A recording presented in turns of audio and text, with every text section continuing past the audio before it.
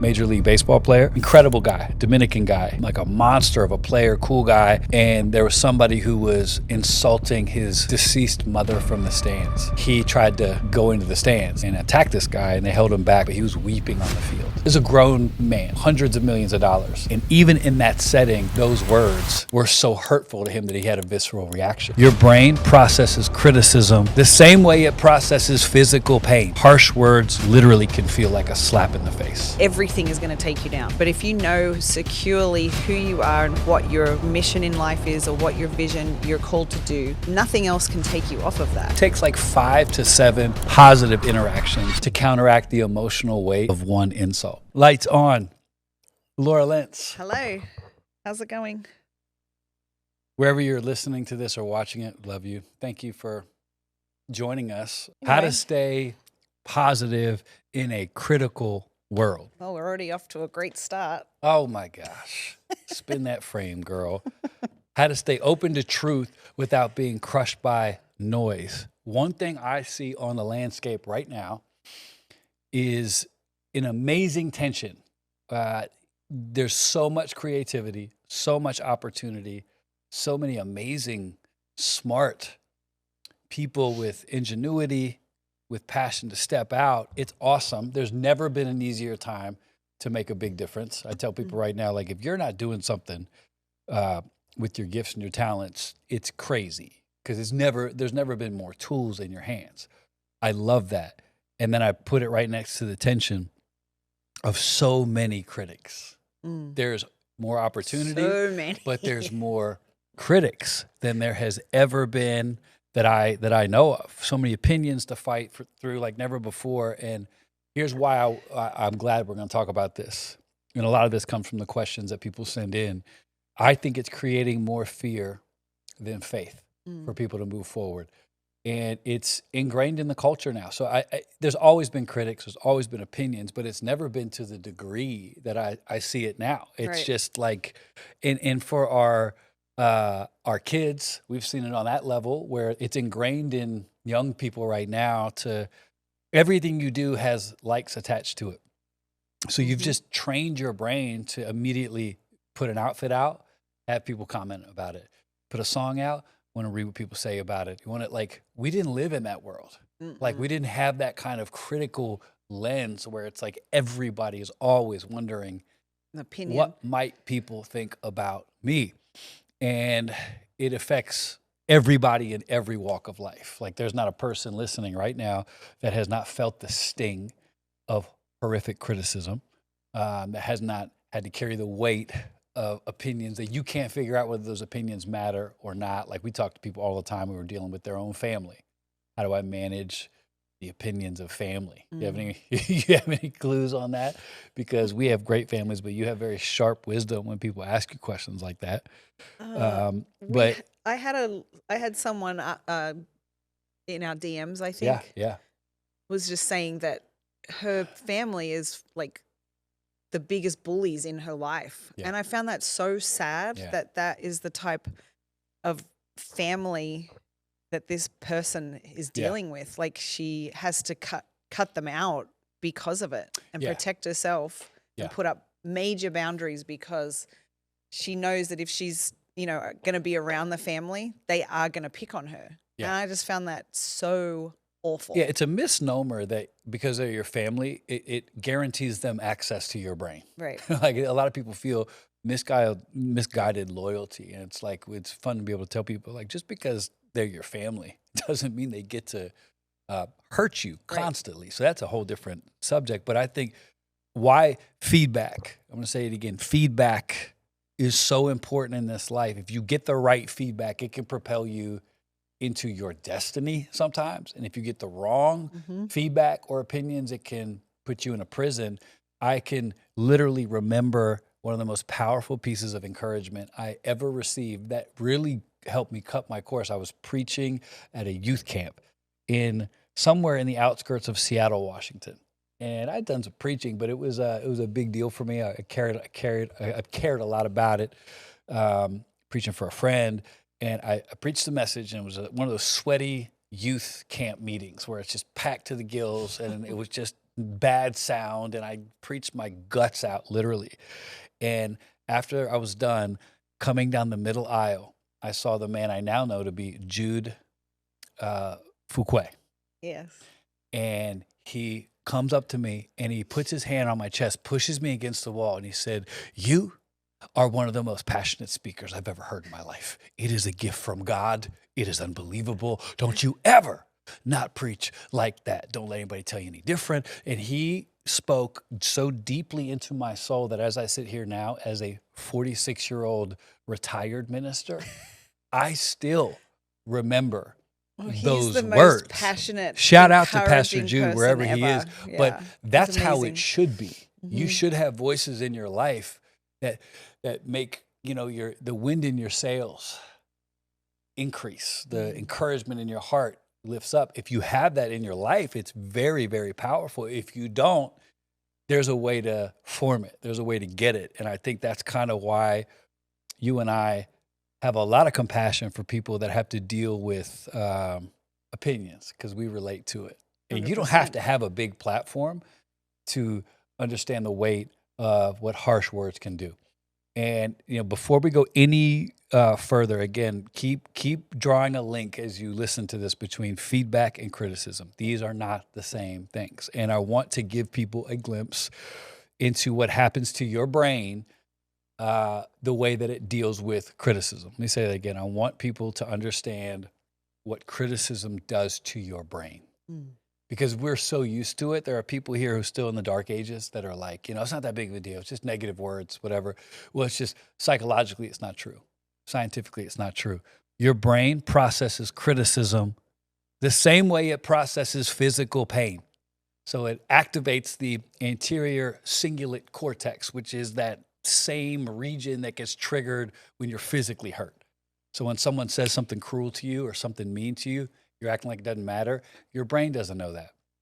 It's functioning the same way it does with physical hurt. Harsh words literally can feel like a slap in the face.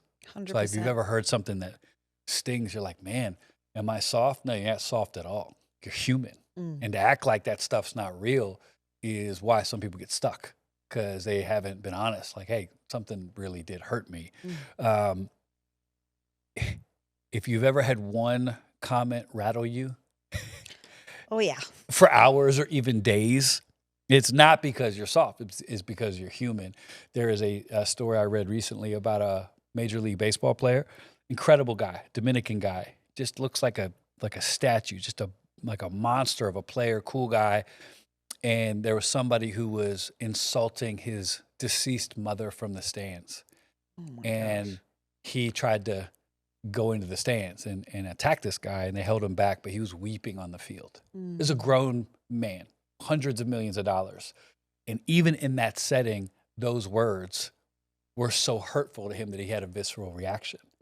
And I didn't see that guy as weak. I saw him as human. And I thought, man, are we still not getting this as a culture? And athletics are a totally different form. Like, my favorite thing is when fans get confronted by players they never thought it was going to that's the happen. best. It's like, oh, you thought you could just pay money to insult me? Well, you're in row 2. I'm coming for you. Shout out to the NBA players that take the law into their own hands, that do that. But you can't fight your brain. You have to train it. And because of negativity bias, your brain holds on to negative feedback longer and deeper than it does praise. I can see why that would be. And we used to preach this a lot. It's still true. It takes like 5 to 7 positive interactions to counteract the emotional weight of one insult. So if you think about what people's think about yours for a second as you listen to this. Like, what's your regular intake of encouragement? How much do you get? And then what's your regular intake of insulting, hurtful, non-constructive things? You need 5 times more. That's why when you talk to young people, like, we were good at this, and hopefully we'll always remain good at it. You just can never go wrong with encouraging a young person, because you don't know what kind of house they're coming from. Right. So I just never missed a chance. Hey, you're awesome. You're a legend. Hope you're doing great. I even do it in like, it's not even in a ministry context. Like, if I'm in the gym, I talk to young guys all the time, but hey, man, you're strong. Awesome. Got great, whatever, like anything, because you don't know how dry of a desert it can be on the other end of that. I remember someone with little kids, and they would be kind of pretty harsh with their kids Yeah. and saying things like, and they'd just be it was just too much. And I just remember his excuse for it, or his reasoning behind it, was that he was trying to get his kids ready for the real world. Right. And I was like, yeah, but they should be in a safe, like, they're going to get that anyway. So why wouldn't you want to, like, as a parent, be the positive voice in their life for their whole life? Like, why? What are you preparing them for? Like, yeah. I just don't understand. I would say, I said this to a dad one time. I said, number one, you're projecting your view of the world on them. Right. So have you ever thought about why you live in a negative world? I got to get ready for the real world. By real world, you mean negative, harsh, mean, depressing people. That's your experience. Right. So to prep your kid for that, what if you help them become the most positive, encouraged force to be reckoned with? Maybe their world wouldn't be as real in that way. So that's a tough ownership moment as a dad to face down, but it's true.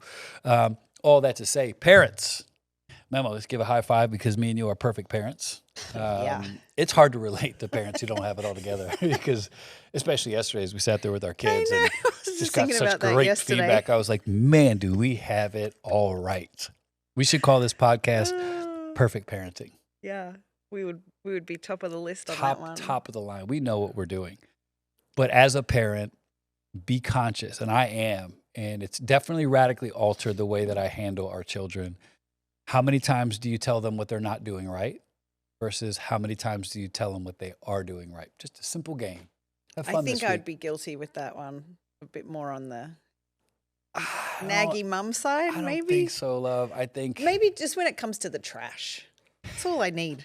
Just take the trash out. And that's fair. We are not like the happy, clappy people. Like, I don't believe in empty flattery. I don't believe in telling your kid who cannot walk and chew gum that he's going to be an athlete. Right. Like, you're just a liar, parent. Stop telling your kid he's going to be a star when you know and we know he ain't going to be a star. Find something, though. You're going to be able to sing, but your child can't sing. Find something they can do and encourage that. But my point is, in the household that you get to run, why not let it be a place of encouragement? So we are all surrounded by opinions, but not all of them belong in our minds. And so there's a huge difference between input that fuels your growth and commentary that drains your spirit. So we are having this conversation because there are so many people. Even as you drive and listen to this, or if you're watching this, think about how many opinions you carry today that you think about. What are those voices? Who are those people? And that's the first step to actually understanding how to get free from the wrong kind of opinion, is just to be honest with how much you care. I love people like, I don't care what people think about me. You definitely do. Totally do. You're a human. Yeah. And evidence point A, you have an outfit on that you chose. Like you do, if you didn't care, you would have some sort of a sackcloth or like everybody cares to a degree. It's how you care, how you hold it. So important to note, wanting to be liked is human. Yeah. What you do with that validation need will determine the path of your life in some serious areas. So I think some people are like, man, I wish I didn't care if people like me or not. I'm like, you just want to be a terrible douchebag, a horrible person. Like, especially when Christians say that. I live for an audience of one. Do ya? Do ya? That's the point. God gets me. God doesn't need to get you. He's already got. The idea of life is to have our lives shine in such a way. So there is a way to be able to hold feedback, criticism, opinions in a way that's healthy, and you can stay positive in a very, very powerful way, despite this culture being horrifically toxic. Okay, well, how have you done that? Because, I mean, I'm universally liked, always have been. I mean, you were public figure for a long time in terms of preaching world, all that kind of stuff. And then this side as well. Like, how have you dealt with the criticism? Because you've had a lot, honestly. Yeah. And you've also had the validation from the other side. But what have you done to reframe? I would handle it differently in our last season with Hillsong, for sure. the weapon I have now is talking about how I feel. Right. I would have been so much more honest about how it was making me feel, because we were on the front lines of a lot of things. And when you get criticized, like, I was strong. It would fuel me in some ways, but it would still hurt. And I need to be able, I didn't know what I know now. That's nobody's fault. It's my own ownership there. But on this side of it, like, if something gets you got to tell somebody. You just do. It's embarrassing. It's like, hey man, Wendy from Tampa, she said I'm all about the money. I don't know why it got me, but it did. The freedom in that. It's like, Wendy doesn't have that power. I gave Wendy the power. But whatever it might be, it's okay. It's okay to be human. I think most people go wrong when it comes to this, when they try to act like they're robots. So I handle it well now because we're healthy and on a journey of becoming healthier. And a healthy person talks about what hurts them. Doesn't just talk. So we have those conversations. And, I've got people in my life that help me carry that stuff. So it doesn't, again, you do not have to have a platform to be able to employ smart ways of living. Right. So if something's been said, take the vulnerable step to get it out and tell somebody. Somebody said this about me. I know it's not true, but it hurt me for whatever reason. There's discovery there. Why did it hurt you? What's in there? So I think there's power there. Lights On is proud to partner with God Behind Bars, restoring, rebuilding, reclaiming lives. If there's ever an organization for you to check out that you want to support, get involved with, if you want to see people come to life again when society has said life is over, this organization is for you. GodBehindBars.com. Check them out. There are ways to get involved, ways to give, ways to support. Maybe you'll even find that this is a passion for you to bring life to people who are literally behind bars, and you can make a difference today. So God Behind Bars, check them out online. We love partnering with them, and they could use you. Never know. Check it out today. Reality number 1. Not all feedback is the same. You have to define the difference between truth that helps you grow and words that chip away at your soul. So how can you do that in your life? I think here's a column, and everything I talk about, I could point right to Novus, their framework and their teaching, and it's something I really gleaned heavily from them. This is the difference between truth that helps you grow and words that chip away at your soul. Growth-oriented input, it invites reflection. Confidence-draining critique, it provokes insecurity. So right away, if someone's giving you feedback and it makes you more insecure, probably something you got to consider. Growth-oriented input, it comes from care and context. Confidence-draining critique, it comes from somebody else's ego and their distance. Growth-oriented input, specific, useful.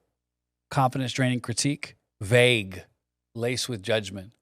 What'd you think of my thing that I did? Like, it's, I got questions. It feels great. Thanks. Like, that's immediately not the kind of feedback that helps you grow. But my favorite thing about growth-oriented input is it's shared in humility. Confidence-draining critique, it is delivered with superiority. I'm the guy in your life that's going to tell you the truth. It's like those people are the kind of people that are probably draining more than they're giving. So some words are mirrors, others are knives. Got to learn the difference. Little known story about how powerful this can be. Like, how many dreams might we not be seeing come to fruition because somebody got the wrong opinions? And Pharrell from Virginia Beach, Virginia, the 757, sent 9 versions of the song Happy. Does he still own that house? Well, then? I don't know. Pharrell, if you do still own that house on the water in Bay Colony, can you give that to me and Laura? Thank you. We'll even keep it with the statue. He sent 9 versions of the song Happy to the Despicable Me team. They rejected every single version. Finally, somebody said, I actually think this song has something on it. And that single sentence led him to keep building it, and it became one of the most joyful global hits of the decade. You will not find a songwriter, a creator, a businessman, a businesswoman, a faith leader that has not had to learn the difference between feedback and critique that kills. And so if you are hearing this right now and you've had a dream and it's been widely shunned, there's a chance that people could be right. There's a chance that people could be wrong. you need to be able to tell the difference between who's giving you this information. So feedback activates and criticism delays. It destroys. So normally people are like, you want some constructive criticism? It immediately stops you. But feedback it's like, let me give you some feedback. And you got to be open to it. You got to be ready for it. But that's different. And you can find people like this who will help you in your life like that. Have a look at your life today as you listen to us talk about this. And has the wrong voice held too much power, carried too much weight in your life? And if you eliminated that loud opinion, what might you do with that dream? So I'll hypothetically randomly ask you on the spot, like if you have a dream that you want in your heart, you want to do it, is there a voice of negativity that pops up and scares you? Of course. Right. So figuring that out is powerful. Yeah. And I mean, we've talked about this. I shared it on a quick selfie vid recently. I just said, like, we almost didn't do this podcast because of my fear of. And I had to face that. I had to own it. Understandable to a degree. I just didn't almost want to wear the baggage of stupid opinions. Yeah. Invalid opinions, and just opinions in general, because we had a lane there where it's like we could just drift off into complete anonymity and not deal with stupid people. And we chose to, you know what, we have a new tool. We don't handle feedback and criticism the same way. Let's just step out with this dream because we want to have conversations that help people. And we did, and it has. But the thing that almost stopped it was not some diabolical attack. It was my fear of what people might think. And I thought, you know what? We came a day, I was like, we have been through too much. Like, what am I doing? Like, to be hesitant to share because of the fear of somebody's opinion is tragic. Right. So that's my advice and my encouragement to anybody out there. Like, if you're not going to do something, make sure it's for a really good reason. If it's because you're afraid a certain type of person is not going to like it or whatever, like, cool, let them not like it. But you got to be able to dream. So reality number 2, if you absorb everything, you will achieve nothing. So your brain and your spirit are not meant to be open to everything. You need clarity, not constant commentary. So I know that this public opinion can paralyze. We've seen this time and time again. And it's a big deal. So what are you absorbing? So the key idea here, I think you're trying to talk about, is that it's not about building walls. Right. It's about choosing the right doors. Yes, that exactly. you're going to go through. Yeah. Yes, and you're going to open. Right. It, like, because the worst part of this kind of framework is like people who just refuse to be open to anything, and they build walls. That's how you get people with terrible outfits for decades. That's how you get people. They're just being creative. Well, they don't take any feedback. Like that's why you could hang out with friends who have really bad kids. Oof, and they don't even know their kids are bad. Right. It's because they have never built the kind of life where they have a door to open. They can choose what kind of feedback. The other way is just to have no walls, no doors at all, and you absorb everything. And that can be really painful. I mean, but when you get it right, I like when people say stuff like, because we don't absorb all the stuff that is said about us, for better or for worse. And when you live like that, it's because we choose it. Right. So we have a door here. We're not going to open the door. I see it. I hear it. No, I'm not absorbing that. And that's why some people are like, do you hear what that person said about you? We'll be like, absolutely not.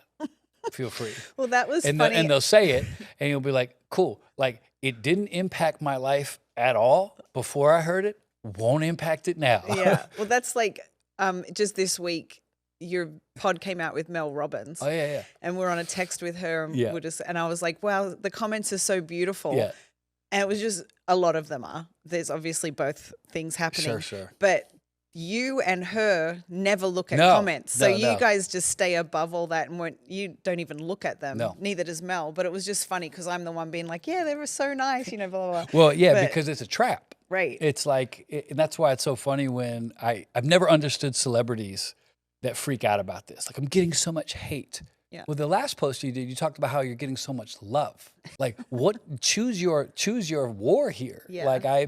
So the way that I handle, you don't have to have a public platform to live life like this, but I do care what people think, for sure. In a healthy way, I care what people say. So I have somebody that absorbs it on my behalf, and then I'll get like the top 20 comments here, top 20 things that I want to see as a trend, and so I'm aware. It's not like I just, but I'm not flipping through these comments like Carl. Like I do it with our kids for fun, and you know that. I'll just there are times when we will read out loud as a family some of the funny stupid comments so that we get. Yeah, whoever you are, we have heard some of the things you've said, and you have become fodder at the dinner table because you're even going back to when we had the girls on. Remember, we had the girls on. There were people who were like, "I am a trauma therapist. This is terrible for your girls to be on there." I'm like, "Are you a trauma therapist? That's are you the only one that has an angle? Stop it." But they weren't even trauma therapists. They of course they weren't. People talking out of their own projections. You want to be able to tell people like, "Hey, do you know it is not illegal to not have an opinion about something?" Like, dude, it's so bad now. Like, but I cannot remember the last time, especially negatively. Actually, it's never happened. I've never seen a post or seen something that someone else has done and left a comment that's negative. Like a I just will move on. I don't understand my opinion about what you've put up here. It doesn't matter. We don't align. We don't agree. Kanye, can't believe you said that about Jewish people. It doesn't matter. Right. Like it doesn't. It's not going to change anything. I think there's a lot of power in being able to build boundaries that enable you to still have the beautiful part of understanding whether or not you're reaching people the way you want to, and being encouraged and not being completely unaware. There's a beautiful balance. So I think you don't want to take all the drinks that are offered to you. This is how I handle feedback in life. The equivalent to how most people handle it is going to a bar and having a bartender you don't know line up 30 shots. And you say, what are you putting in there? Don't worry about it. Just drink it. And you just go down the line, you drink 30 shots, and your approach is, I'll sort out later what I drank.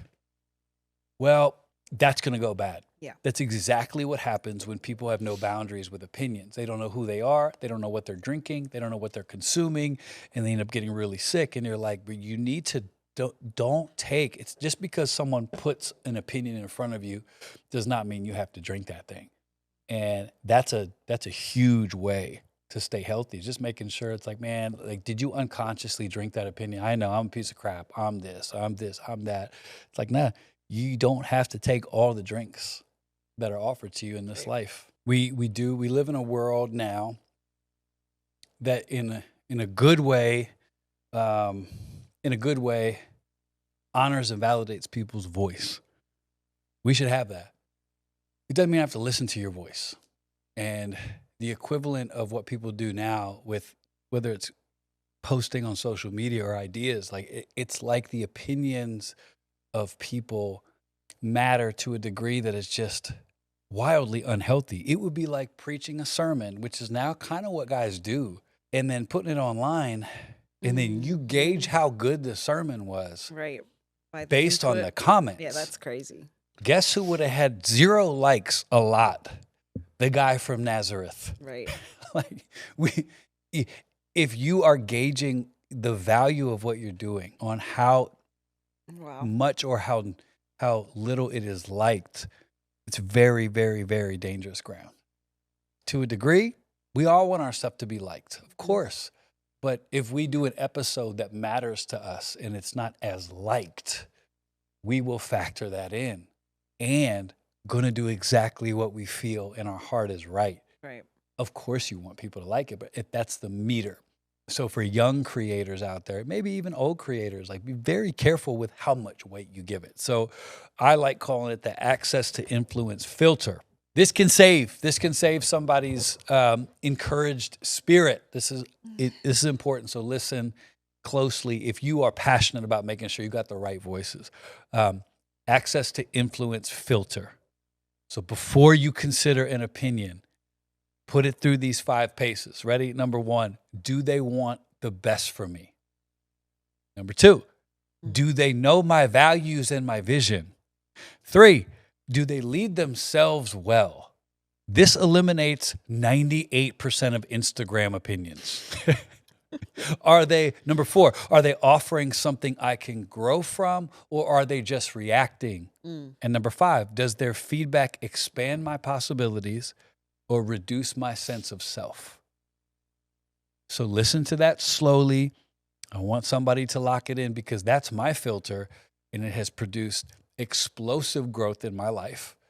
And I know it can work for you if you're listening. So as you take your opinions, do they want the best for me? Do they know my values and my vision? Do they lead themselves well? Are they offering something I can grow from, or are they just reacting? And 5, does their feedback expand my possibilities, or does it reduce my sense of self? If someone doesn't know your heart or honor your growth, their words should not have the power to shape your next season. Doesn't mean you can't take something good from a hater. Doesn't mean that someone has to knock out all 5 for you to hear them. But for it to really get access to influence you, those are really, really key. And as we do head out to vacation, I remember, case in point, like, do they know your values and your vision? And do they lead themselves well? Lights on. Proud to partner with Plana.org, an organization built to help people deal with the unexpected, from moms trying to give birth by themselves to people handling issues where they don't know where else to turn. Plana.org is a one-stop shop for people who need help. They have an amazing app that's going to become available very soon, but even right now, you can check them out at Plana.org. Get more information about this amazing organization that is fitting and filling a need that is so desperate. Have you ever wondered, where do you turn when X, Y, and Z happens? The unexpected. Plana.org is created to give people hope in the darkest hours. So check them out today. Plana.org. We love you. We went on a vacation last year. Beautiful. We have a friend that really blessed us with an opportunity to go with them on their trip to a fantastic vacation. And I remember posting something of us, and there was a lady on there, and she said, I still remember it because I clipped it and we used it for something. But the lady was like, look at you. You should be ashamed of yourself forever. You're out yachting, vacationing, while your poor wife has to deal with this. And she just went on. And I thought, wow. That's a projection. That's crazy. Not only was it because believe me, my dumb self definitely DM'd this person. Oh, gosh. And which I don't do anymore, but it was fun at the time. Okay, I'm not perfect. But of course she was projecting. But imagine if that one thing, I used it for good, but if we lived our life, like our values, our vision, our value is deep friendship. Our value is to accept blessing when it comes our way. I said to this lady, let me get this straight. If you had a friend that took you on vacation with them, you wouldn't go. Let's keep it real simple. You wouldn't go? You wouldn't? Because of what I went through, you don't want me to dance. And that my wife, by the way, is the one dancing with me in the sunshine. But my point is, like, it doesn't sway me. I'm not going to not go on vacation because someone has an opinion about how we're living. Right. Like, look at you. You're like, be careful. You can take gold from it, but you just can't take garbage from it. I think that's the big differential. So your opportunity, mine, is to place opinions with power. I choose it. So the people who don't like me and they don't ever want to see us do well, right, they're out there. They exist. I don't discard their opinion. I just place it in a place that's safe that I put. It's right there. Cool. I hear you. You're entitled to your opinion. There it is. And do you know you have that power? Or up until now, perhaps you haven't realized that just because it's thrown at you doesn't mean you have to eat that, absorb that, live with that. No, I place it. So you give me your opinion. I place it in my heart because you check all my boxes. I got to look at every angle. If someone who gives me an opinion and they don't lead themselves well, for instance, well, that's going to affect how I really harbor that. And that's why I say Instagram's full of that. Like, you have people just crushing pastors, for instance. You look on their page, you're like, you lead a cartel. You're a functioning criminal, but yet you're telling this pastor how he should run his church. Right. That's a key one. So as you factor in who's telling you what, quick question, consider the source. Do they lead themselves well? Doesn't mean you disregard, doesn't mean you own it, just means you are aware of who's talking to you. This is a funny one too. Like, Howard Schultz, may not know the name. He's the guy who founded Starbucks. Most people told him, when you study his story, that it would never work. Most people said, Americans want fast coffee. You're wasting your time. One investor was like, I actually think there might be gold in this idea called Starbucks. Well, we're all drinking Starbucks to this day. You don't need everybody to like what you're doing. Mm-hmm. You just need the right people. And I think that's key. Reality number 3, you cannot have it both ways. So you cannot want to make a big impact and not accept and understand that there will be big criticism and opinions coming your way. Either choose to be an influence or choose to be influenced. That is your game. That is the game you're choosing. So even with our life, like I was always very aware that I accepted a public life. Right. Accepted it.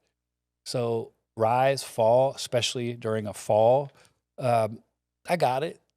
I mean, you can't. It's the same coin. You can't have a big. So there are a lot of people who want to be stars. They want to be influencers, but they can't handle even an opinion that disagrees with them. Right. And so my encouragement for people is just understand, like, being seen by many means being judged by many. Mm-hmm. Make sure you want that. And that means you have to be really secure in who you are, or it's going to be a really painful journey. And even if you're private, though, you're still going to be in a position to be victimized by projection from other people. So it just goes to the accountability, honesty question for people. Like, what do you really want? Yeah. What do you really want? Like, if you want to step, I want to do big things. Cool. Big criticism. Can you handle it? And this is how, by using tools like we're given right here. I think that's the key. You saying, you know, you need to know who you are. Yeah. And be secure in yourself to be able to handle some of that. Because if you don't, everything is going to take you down. But if you know securely who you are and what your mission in life is, or what your vision you're called to do, nothing else can take you off of that. Yeah. And so I think so many people, they're looking for that validation to try and figure out who they are. Yeah. And it's just the wrong way around. You're better at this than me. You are, I've always been stronger in some ways inside. And criticism has never really rocked you like it used to rock me. Mm-mm. And that's something I've been able to glean from. Even on this side of the tracks, you've dealt with your fair share of critics. And what do you lean on? Because you're able to it rolls off your back. It's annoying. Yeah, I can read comments and I can see. I think it's easier for me to look past the comment and be like, oh, this poor person, they're going through something. Yeah. So I see that more than I see the comment. So I think that's one way that I've dealt with it. That's good. And also, again, I've just known who I am. You're secure. Yeah, I'm just secure in. Yeah. And I'm a serial overcoming. I say that because of my parents. I got that from my parents, I think, and obviously from God. But I think doing a lot of that work when I was younger, was like, I know who I am. I know what I'm supposed to do and what I'm not supposed to do. So these comments can't faze me. And then there's also a beautiful thing called blocking. So I just block people. Like if I see one like this first start of a comment, and then I can look at, you know, if it's a bot or like they have no followers, or I'm just like block. Like I don't care. I'm done with you. I don't want to minimize this because I know that there are sensitive people out there. But when people talk about online bullying, I always go, hey, have you ever thought about turning off whatever devices? Like they can't get you. Right. Like, oh, these hateful comments, they're words. Mm-hmm. So yes, they're hurtful. If they're hurting you, stop reading them. Right. Stop it. Stop reading them. Mm-hmm. But I tell our girls, and we are soft at our house. We are validators, but I refuse to let them get into that game where it's like if there's two different worlds, reality and there's the internet. Mm-hmm. Like I've never once came across a human, a real person that has had the things to say that the online fodder is. There's a reason for that. Right. And so you have to take it. There's a few Karens out there that definitely like to in real life. Oh yeah. I'm just saying my own personal experience. Yeah. Like I've seen some very disgusting vitriol, you know, in my way. Comments, yeah. It's not real life. Right. It just isn't. Like real life is filled with people trying to do their best, not judge other people, get better, and encourage other people. That's actual life. Yeah. And there's a way to make sure you keep it framed like that. Side bonus. But hey, before I get to the side bonus, like this is important too. Like I would encourage you to pick out something that has been said that has been hurtful and pull it out and put it through that check. And I've done this with people that, as you're listening, you would not believe how elemental this is with the stars that you would know or people that are influential. And it's the same impact of like, what word was said to you that you still sit on and you still hear? And I've seen physically giant men get teary about something that was said in junior high. So you're not alone. Maybe you need to know that. Maybe you need to hear like there's a word that has been said to you. Put it back through the filter. And then right away, you'll probably see that person never deserved right to your soul. So I remember something that a teacher said, or some cruel person. Well, right away, they didn't fit through my access to influence filter. Therefore, I place it here. And maybe that's the start of some encouraging life for you. Get that word out of your spirit, get it out of your heart, get it out of your brain. It never had the right to be there in the first place. How do we stay positive and soft without letting this world, in your own words? Yeah. Well, you talked about being soft, like we have soft environment in our home, but also like, how do you stay soft and move, stay positive and not get stuck in hyper focused on some of this stuff. And I love the word soft. Like I know it's in the alpha male algorithms, this is a problem. Not for me. Like I want our kids to have a soft heart. I want a soft spirit. I want to be able to hear things, feel things, but I don't want the wrong things to get me stuck. So we have a real quick 3-way we do it. Number 1, choose your input just like you choose your inner circle. So everybody listening will have some sort of an inner circle. We have one. We treat input the same way. So inner circle these are the people that you, good, bad, ugly, all in, all the time, no question, not conditional. That's how you should handle feedback. Treat it the same way. So when it gets to your soul, make sure that it's vetted, that it's checked, it's legit, and then do with it what you will. Not every voice should make it past your ears, let alone your heart. So how many voices are making it past people's ear into their heart? Worth a check. Number 2, ask for direction, not damage. So there is a world where this is just called guided feedback. And our family does this really well. We give feedback. Ask for direction, not damage. So when asking for feedback, and there's a world that is called guided feedback, you get to almost intentionally, mechanically make sure that it works for you. So when I ask you how I'm doing, I'm asking for direction, not damage. Most people love paying. Tell me how bad I suck. Yeah. Like I work with a lot of speakers, and I'll watch what they do, and they'll say, "Tell me how bad it is." I'm like, "You're setting yourself up for bad, brother. It's not that bad. Firstly, here's some direction." So here's a way to frame that. If you're on the other side and you want feedback, say this to somebody: "What's one thing you see in me that could help me get better at what I'm trying to build? What's one thing that you see in me that could help me get better at what I'm trying to build?" Oh yeah, we do that with our family. We do that with the kids. Like, what's one area you see in your sibling that they can lean into and invest in? Sure, it's code word for pick that thing you hate and put some positive language on it, but it works for the principle. But it works, and they do it in a positive way, and it's powerful, which is beautiful. Like every time we do that as a family, we sit around that table and tell somebody one thing you acknowledge, and then one area they can keep investing in.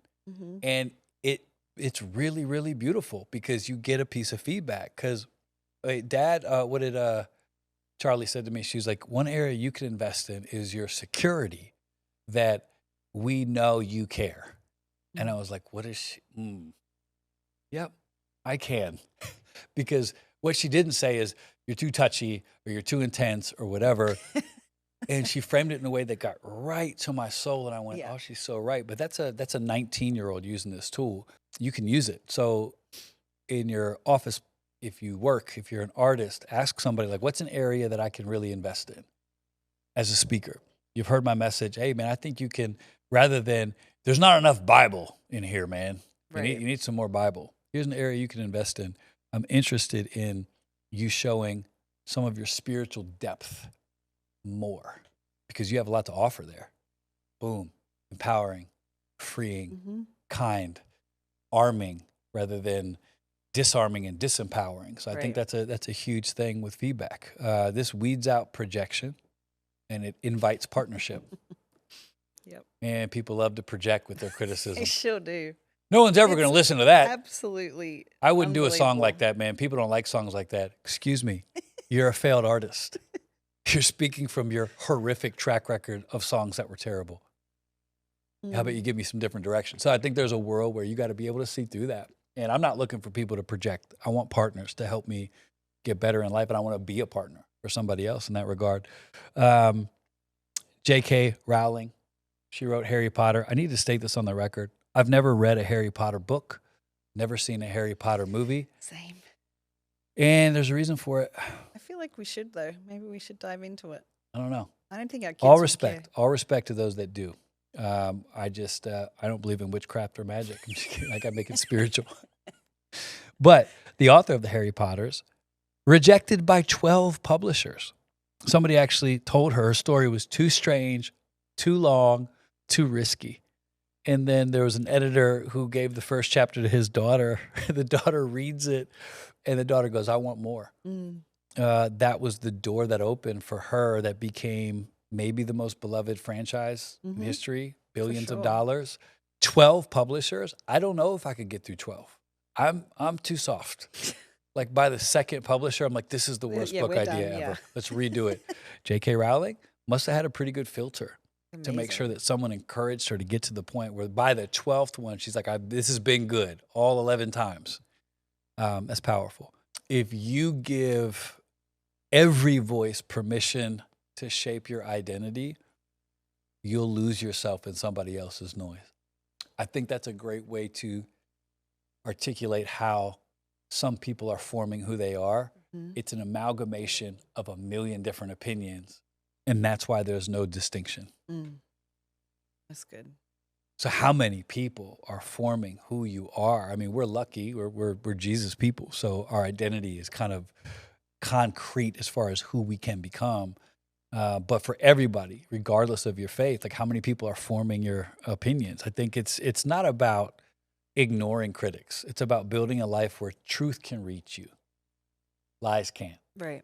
That's our goal. We want to build a life, and we don't just ignore people. Laura and Carl, they don't listen to critics. No. It's not that we live a life like that. We just give permission to the right ones, and we build a life where truth can get in, lies can't. And this is a great way to put it. If you keep listening to cheap shots from the stands, it's a matter of time before you're sitting in the stands with the people throwing the shots. There's a reason why you're in the game. When I heard that, I forget who told me that. But it was so beautiful because it definitely parallels, like if you keep listening to people criticizing you from the stands, eventually you're just going to leave the field and go sit up there with these bums. There's a reason why you're on the field and they're in the stands. So be careful with who is swaying you and who's moving you. We need you to stay positive. So it's a real quick check today. Are you leaning positively into your dream, into your ability, into your marriage, into your endeavors? If not, there could be a feedback issue. So if you use some of the things we've said here, I think we have a beautiful feedback thing with our life that's led us to health. We're bringing stuff to people we trust, and we say, give us your feedback. Give us direction. I think it's also a good thing to note is that are you open to great feedback? That's the flip. Because people who aren't, no one's going to tell you, you know, creative or constructive criticism if you are going to like freak out or like go into yourself. So I think that's the other side. You got to be open to it. And that's what we have done in our relationship. Like back in the day, if I was to say something to you, that wouldn't have necessarily been a great thing. Even with me, like Sure. I would just shut down or like freak out. So I think it's, it's worth talking about as well. It's a whole nother episode to do. The type of person you have to be able to receive this is absolutely huge, because that hits home in a major way. And to talk about only one part of this is incomplete. So we'll talk about how to be the type of person that can receive it. But there are people here who would be like, oh, I want feedback. No, you don't. You are looking for somebody to insult you so you can fight. Yeah. And that was me. Yeah. But now I would be able to say to you, can you give me feedback on me this week? Because I know you're going to give me direction, not damage. Right. So what's my feedback? How did I show up for you this week? Right. And your feedback would be like, well, it'd be directional. Damage is you weren't there for me. It's like you weren't. It's always down. Like you're such a beautiful encourager that you'll give clear direction. Like it would be nice if there's more of this. So I think it's a beautiful world. We need you to stay positive. I don't know where you're at or what you're dealing with right now, but if you're not feeling empowered in what you're doing, the world will miss out. So take a moment today as you shut down this pod, have a quick look at the voices in your life. Are they making you better? Are they making you stronger? Are they making you more secure? If the answer is a resounding no, begin this journey of building a new life that allows the right voices. Even if it's just one, start with one. Have somebody that's going to keep it real with you in a kind, encouraging way, and it will be a huge, huge benefit to the rest of your life. My feedback for you, I appreciate you.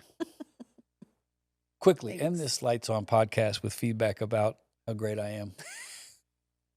That's the worst kind of guy. Tell me 10 things you loved.